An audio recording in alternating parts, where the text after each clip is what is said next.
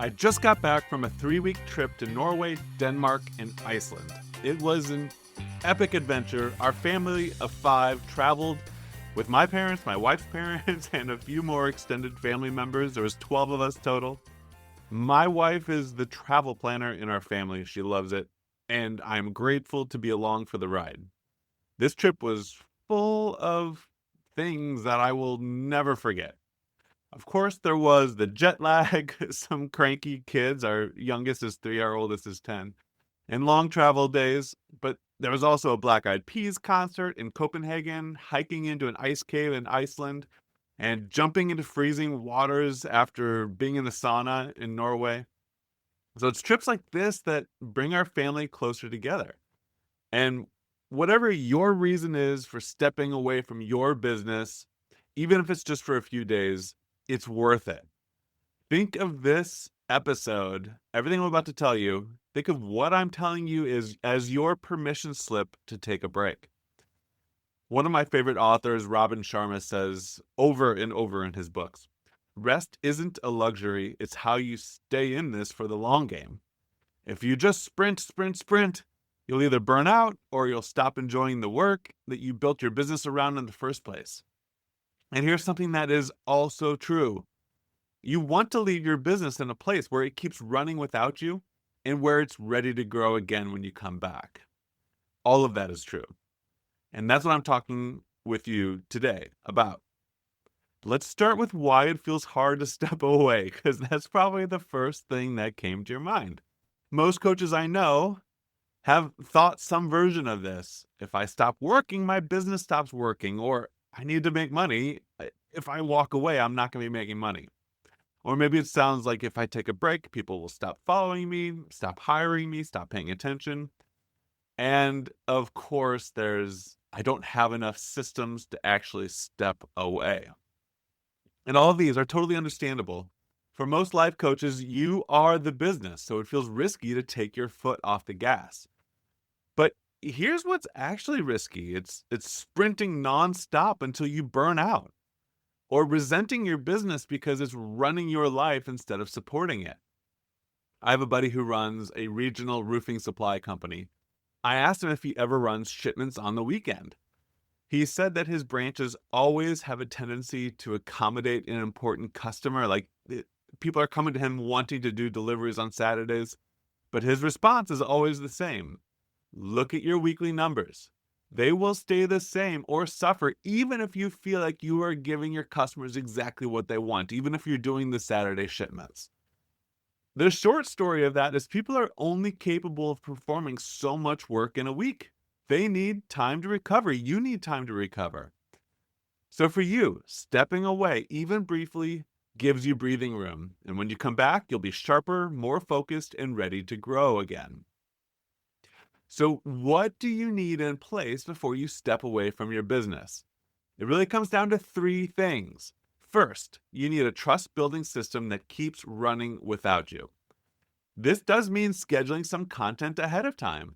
Don't overthink it. Just reuse what's already worked. And yes, this means that you can do some repeats. Take the best performing content you've already created. If it's a podcast, you could record a new intro with some additional perspective. Have your email nurture sequence still running in the background. That is the beauty of automation. If you follow anything that I say, you've already set up an email nurture sequence or you're planning on it, and that is what works for you while you're gone also.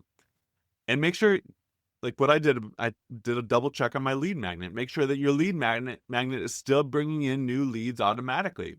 You might not be out there getting in front of other people's audiences while you're gone, but you can still have an ad running or scheduled social posts.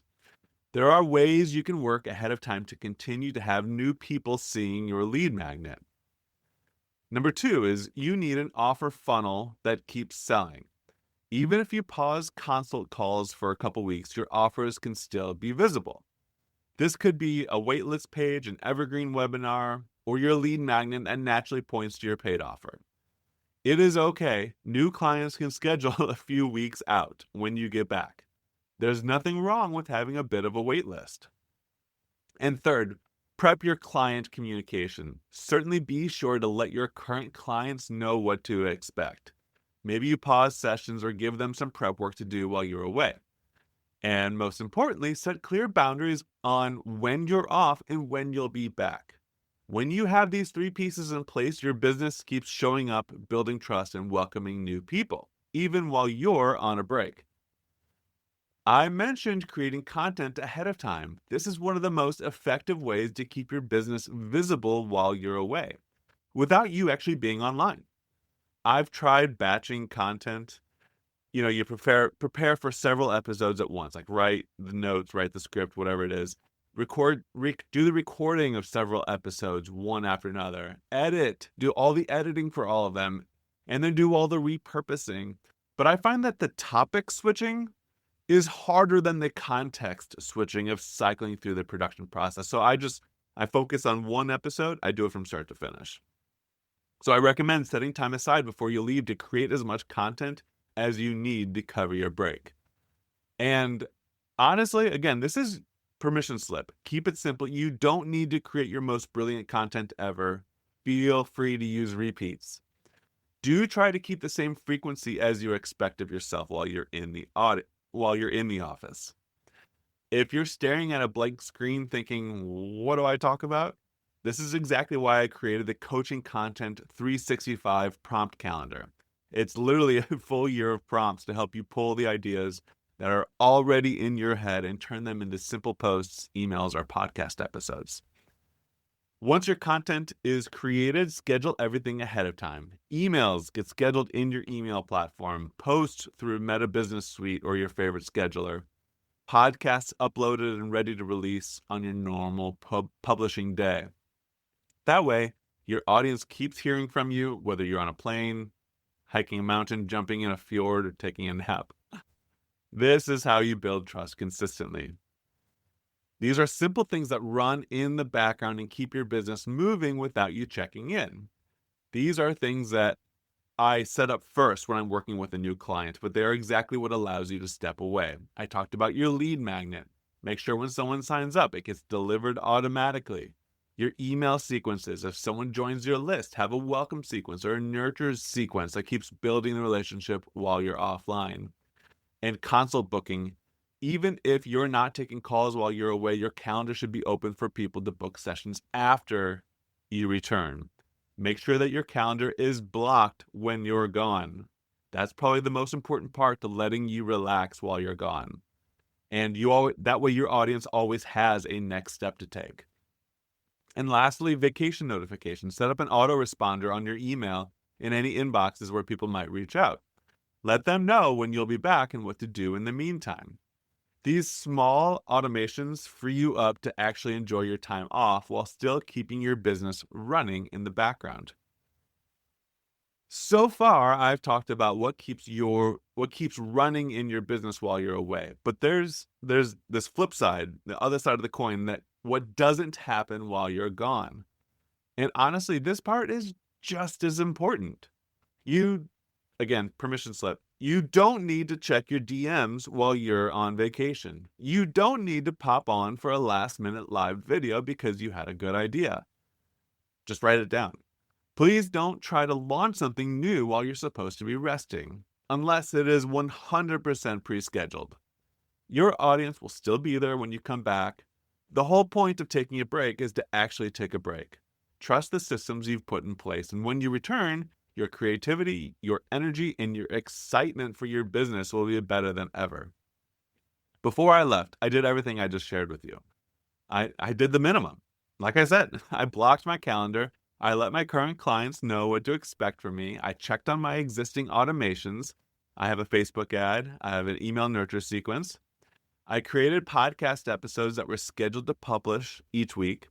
2 out of the 3 were repeats. That's okay. I wrote emails and scheduled them to accompany the podcast episodes. To most casual observers, my business was up and running, when in reality, I was completely out of office. Before I wrap up, I want to share something personal with you.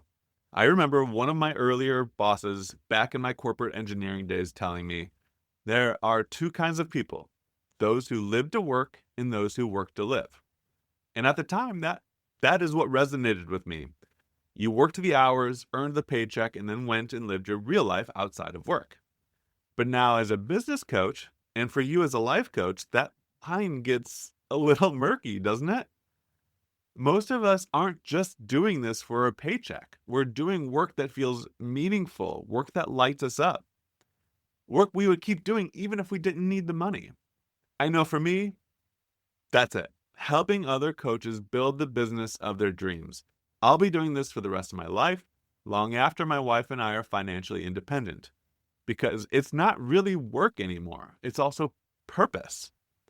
Here's what I know to be true. If you're going to do this work long term, you have to build it sustainably.